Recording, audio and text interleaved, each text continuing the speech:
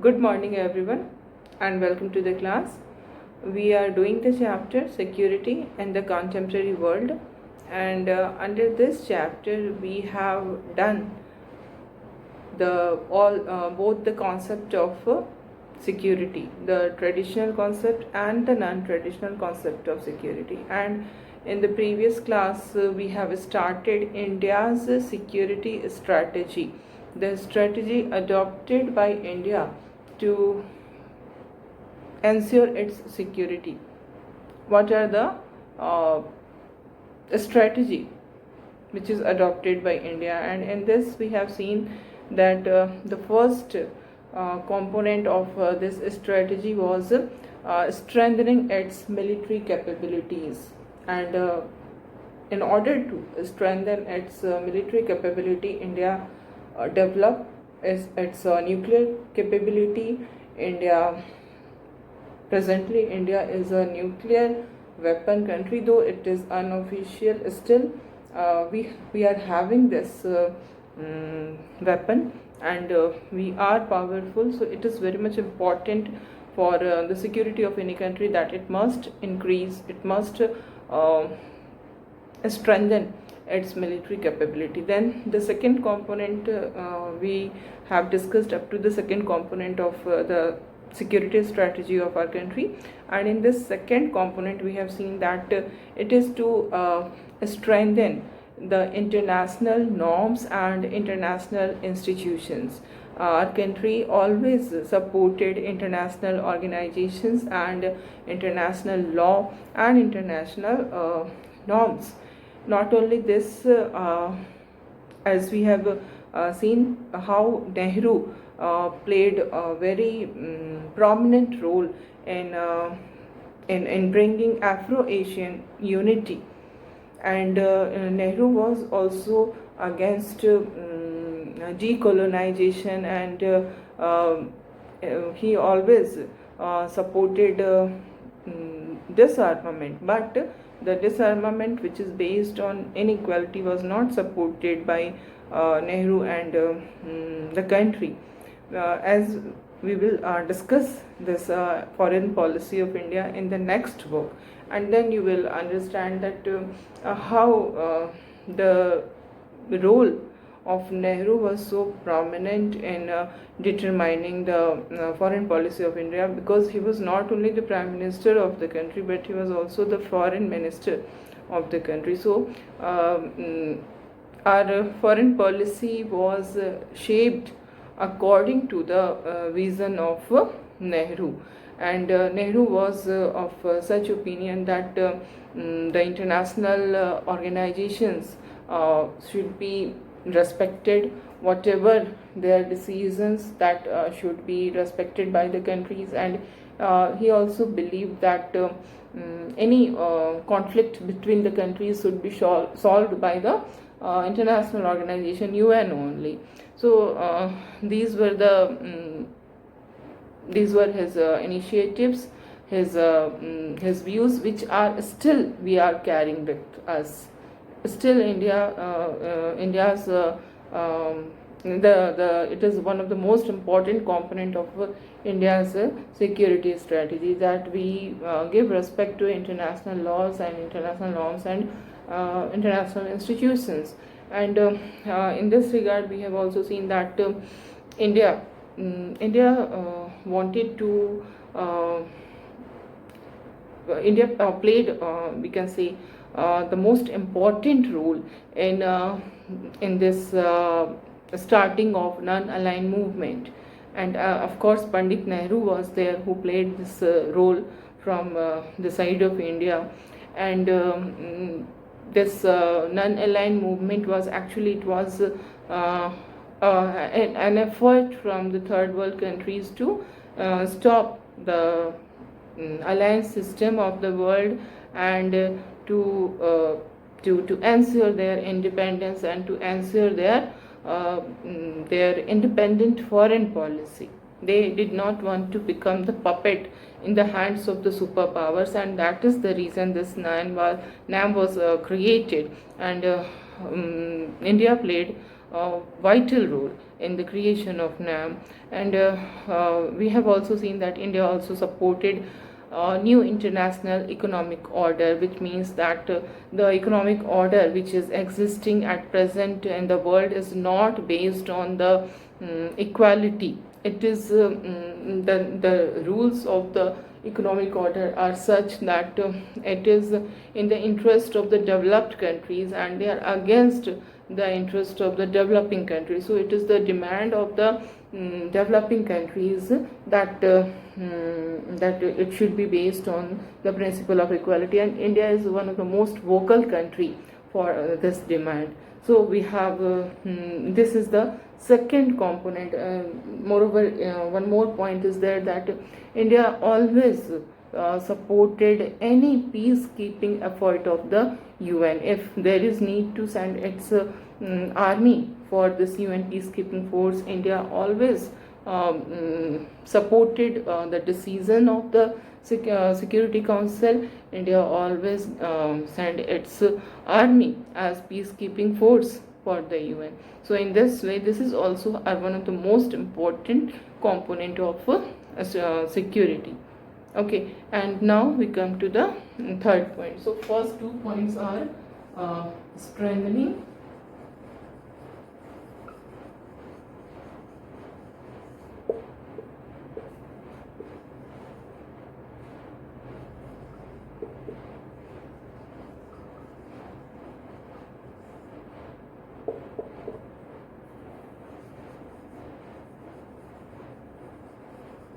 strengthening of its military capability, and the second point is that to strengthen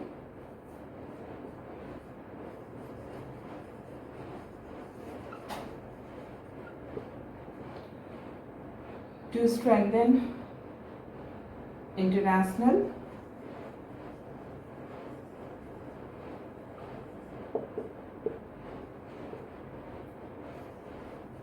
laws, norms,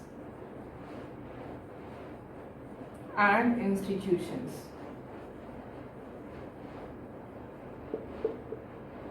Okay, so these are the two components about which we have discussed, and now we will see the third component of India's security strategy. The third component is about the challenges which the country is facing from inside the country. Within the borders of the country, the country, so many challenges are there. These challenges are not from outside. As when we have discussed this non-traditional notion of security, we have discussed about it, isn't it? That the non-traditional concept of security focus on the problems or challenges or conflicts which are originated within the boundary of the country. So the third component is about to maintain internal peace and security. And in order to what we find that the most important challenge from inside the boundary for India is the militant group, militancy. Militancy is the most challenging job, how to curb this militancy, because this is causing a lot of security concern for our country, not today, but it is since we can say it started in 1990s का जो decade था. In that decade it started with the demand of Khalistan. About this also you are going to study in your second book, that is Politics in India since Independence. So you will get a very broad idea about it, how it all happened. These are called regional aspirations, how a group of people start to aspire for a separate country, and in this way it leads to the rise of militancy in these areas like Punjab ka jo problem tha, now that is completely solved. Then Kashmir में जो हम militancy की problem अभी भी face कर रहे हैं, it is for the last 30 years constant this concern is there. Then other than Kashmir, north east की जो हमारे स्टेट्स है वहाँ पर भी मिलिटेंसी की प्रॉब्लम बहुत ज़्यादा है. नागालैंड, मिज़ोरम, ये ऐसे नॉर्थ ईस्ट के स्टेट्स हैं जहाँ पर मिलिटेंसी काफ़ी स्ट्रॉन्ग है. मिलिटेंट ग्रुप्स वहाँ पर हैं जिनके अंदर एक सेशनिस्ट मूवमेंट जो है वो चल रहा होता है. तो ये सारे जो हैं वो हमारे लिए बहुत ही इम्पॉर्टेंट चैलेंज है हमारी सिक्योरिटी के लिए. यहाँ पर सेशनिस्ट मूवमेंट जो हमने टर्म यूज़ किया, that is very much important to understand. You have read about this term earlier also, because these are all interconnected terms and it comes every now and then. You will have to memorize all these terms very well, because if you are not getting the term, then it will create a lot of trouble for you. And it is not that all the time I am going to repeat the same term. So keep in mind, I am telling you what is secessionist movement. Secessionist movement is when a group of people decide to become independent. They try to become independent of their original country. Original country से वो अलग होकर के एक independent country जब बनने के लिए जो मूवमेंट होता है, that is called secessionist movement. And this is called in Hindi, इसे कौन कहते हैं, अलगाववाद, अलग होने का जो मूवमेंट है, दैट इज ओके. तो this is secessionist, SECE. Okay, secessionist movements जो हैं वो हमारे लिए सबसे बड़ा चैलेंज है. And in this regard you will have to understand that we are a democratic country, isn't it? And in democracy, what is the most important ideal? The most important ideal is freedom and equality. Now our government cannot suppress these secessionist groups or secessionist movement by force, because that will go against the norms of the democracy. So because we are a democratic country, and not only this, we are also one more uniqueness is our one more तो नहीं कहेंगे, democracy being democratic country is not a uniqueness. जो एक बहुत बड़ी uniqueness है हमारी, वो है हमारी डाइवर्सिटी, है ना. we are a diverse country. People belonging to different religion, culture, linguistic groups are living together. So this diversity is very much in the root cause of these kind of secessionist movements, because of diversity. So the government, if the government uses the undemocratic way, it can suppress this diversity, and it can suppress the secessionist movement as well. But that is not the solution, right solution to the problem. That is why it becomes very challenging, because the government cannot use indiscriminate force against these secessionist group, isn't it? This is the problem. Government has to curb this militancy by democratic way. Though we are very much aware, as we have discussed earlier also, these problems are every now and then we are discussing these problems.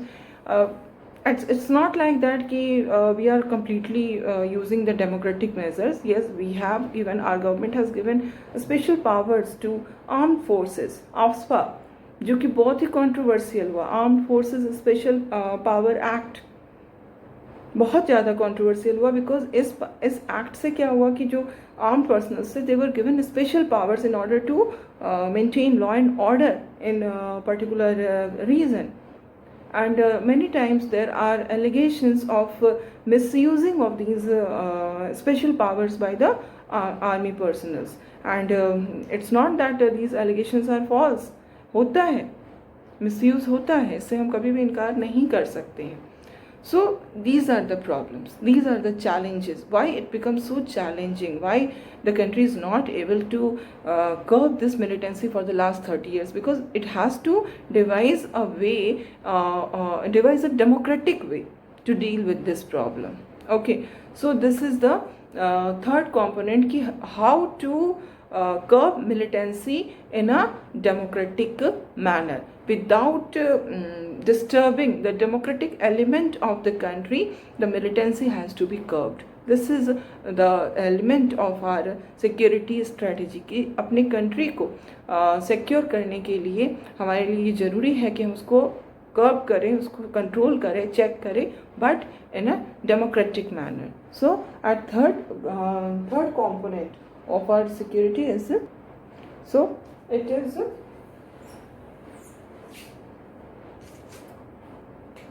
to curb CURB. कर्ब मतलब रोकना. To curb militancy by adopting democratic measures. Okay.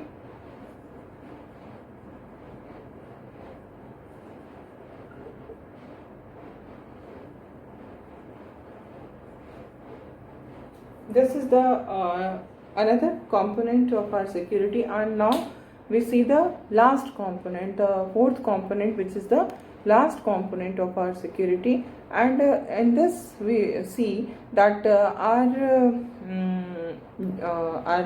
government, our country has adopted this strategy that the country should be economically developed.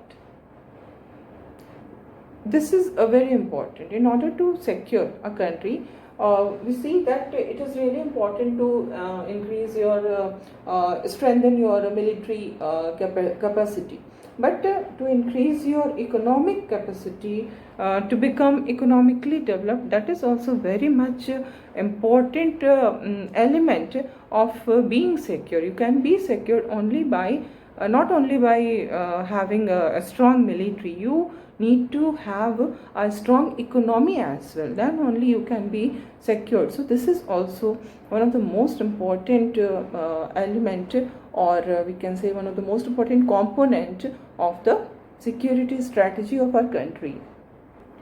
When our country became independent, at that time our economy was in a very bad condition.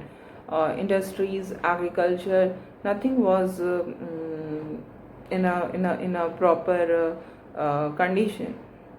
Industries का development नहीं हुआ था. Technological and scientific development में हम बहुत ज़्यादा पीछे थे. एग्रीकल्चर की कंडीशन भी वैसे ही ख़राब थी. And the country was facing the challenges of poverty. And in order to bring economic development, rapid economic growth, our government has adopted this 5-year plans. You are going to study about these 5-year plans in the second book very thoroughly. You are going to one complete chapter is there for this topic. So by adopting this 5-year plans, the government has tried to achieve economic development. So our main the main challenge in front of the government was to eradicate poverty, and the second most important thing is to reduce the gap between the rich and the poor. So keeping these two goals in mind, everything was done, but still we can say that even after 70 years of independence, the problem is not solved. Still poverty, the problem of poverty is there. Still there is unequal distribution of wealth. There is gap between the rich and the poor. So the condition has not improved. Still we are trying for it, especially after this disintegration of USSR. We have adopted a new economic policy which focused on liberalization, globalization, and privatization. So after that we achieved economic growth, higher economic growth rate. Okay, so after that the economic development is going in a good direction, we can say. But here one more thing is important, that because we are a democracy, it's not only sufficient to be economically developed. What is important, that human development should also be given due importance, because human in the absence of human development, economic development will be completely incomplete.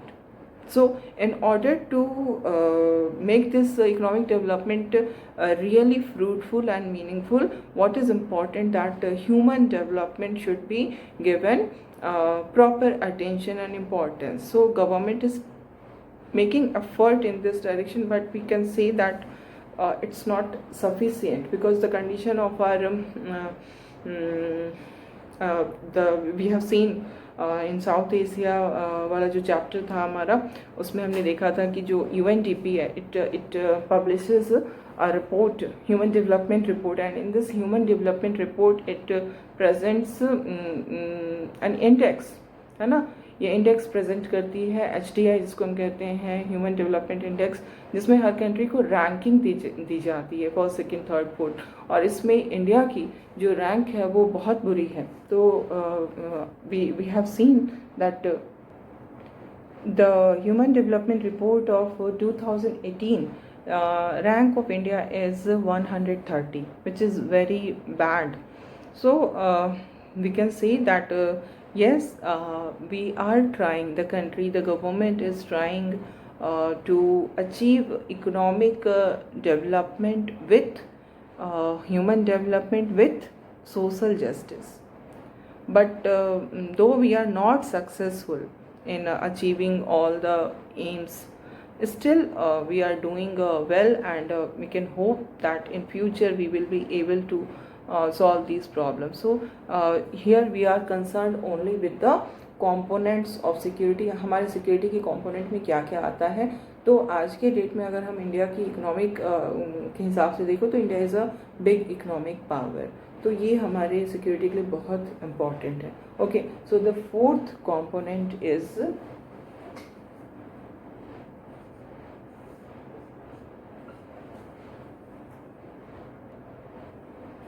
to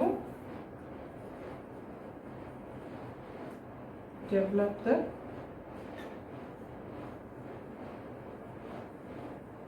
economy. Okay, so with this we have completed the chapter security. जो chapter है हमारा उसको हमने complete कर लिया है, and now we will see some questions from within the chapter. Okay, so first of all we will see what are the questions which can be asked or which are asked in the board exams from within the chapter. Okay,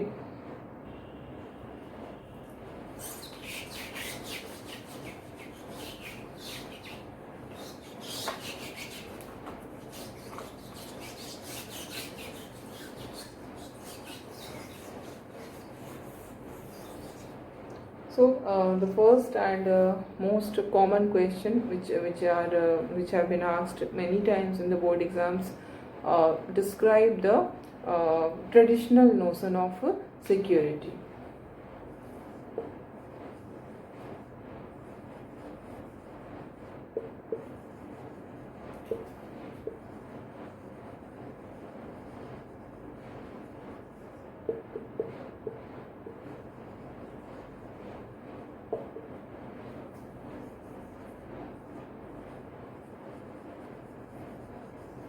In this you will have to give the main security concern in the traditional notion of security, that is from outside the country, military action from another country. This is the main threat in the traditional notion of security. And then we have seen that if there is this kind of threat of war is existing, then what are the options a government has, है ना. So this forms another question, like the question is, in case of the threat of war,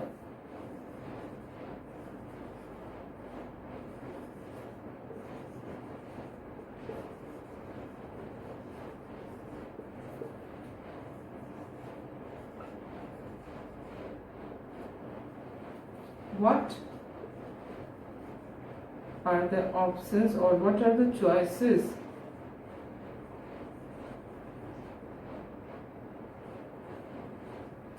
In case of the threat of war, what are the choices present in front of the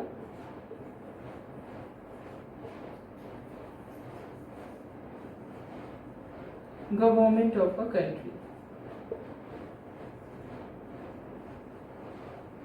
Okay, so we have seen that if there is a threat of war, in that case the country has three choices: either to surrender or to develop its military strength to such level that the country, the another country cannot think of attacking it. That is deterrence. So the first point is surrender, second is deterrence, and the third is defense. If suppose attack is done, if the country is attacked, then the country has to face this attack, and the country has to stop the another country, the enemy country, to achieve its objective. Okay, so this is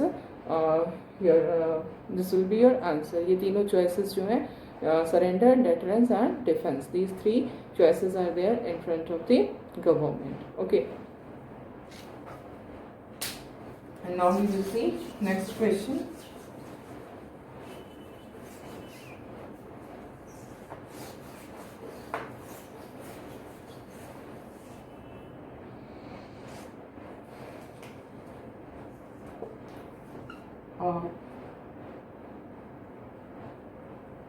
How does balance of power, how does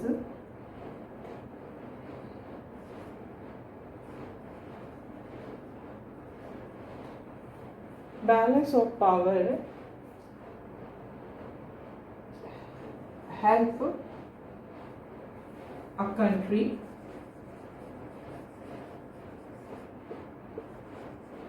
in achieving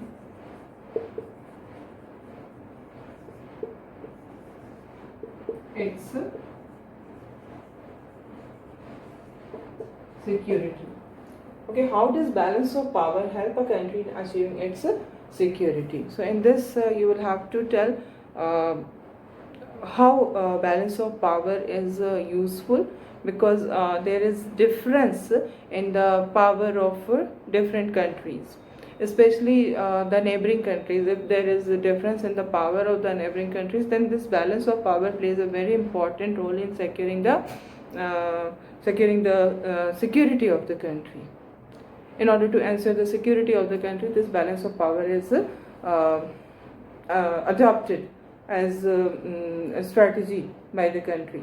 Because suppose जो हमारा neighboring country वो हमसे बहुत ज़्यादा powerful है, then what we'll have to do, that we have to make a kind of good relationship with other neighboring countries, so that we can balance the power with that powerful country. Like हमने बताया था example देके China के साथ, जिस तरह से China is more powerful than us, तो चाइना के अगेंस्ट अपने आप को हमको पावरफुल बनाने के लिए अदर कंट्रीज़ के साथ अपना एक बैलेंस ऑफ पावर क्रिएट करना होगा. And in this balance of power we see that economic strength को भी बढ़ाना इम्पॉर्टेंट होता है ना. तो ये हमारा इम्पॉर्टेंट क्वेश्चन है. इसके अलावा एक बहुत ही अच्छा क्वेश्चन है, एंड दैट इज़ कि हमने देखा कि जो सिक्योरिटी का जो ट्रेडिशनल नोशन है, उसमें इंटरनल कॉन्फ्लिक्ट्स के लिए जगह नहीं है. The main focus is on external attack और external threat. Why is it so? ये एक क्वेश्चन है. I am just writing the question. So it will be a statement question. ठीक है.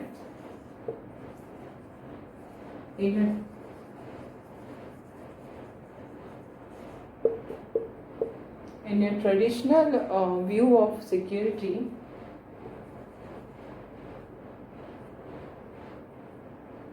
in a traditional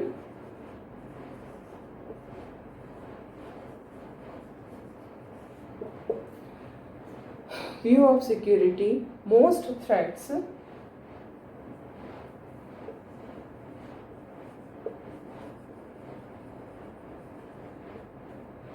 Most threats to a country's security come from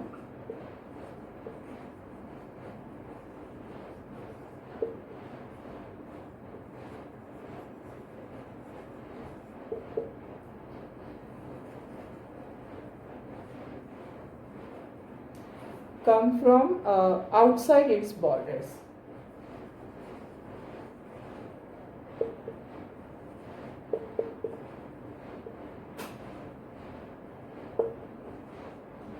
Why? Why is it so? ऐसा क्यों है? It is in the context. The answer is that everything depends on the context, the situation. Whatever situation is existing, accordingly everything is done. तो जो traditional concept of security जो है वो second world war के बाद ये prevalent था. And at that time जो प्रोमिनेंट कंट्रीज थे उनको कोई भी इंटरनल प्रॉब्लम था ही नहीं उनकी कंट्री में. जो एथनिक कॉन्फ्लिक्ट्स हैं, civil war type of situation कुछ भी नहीं था. सो internal problems or internal conflicts were not given any place in this traditional notion of security. Okay, जैसे इसमें हम ये भी देखेंगे कि जो कंट्रीज थे उसका जो मेन कंसर्न यही था कि एक्सटर्नल अटैक से अपने आप को जाना. इसी को आपको लिखना होगा. ठीक है. So this is all for today. Okay.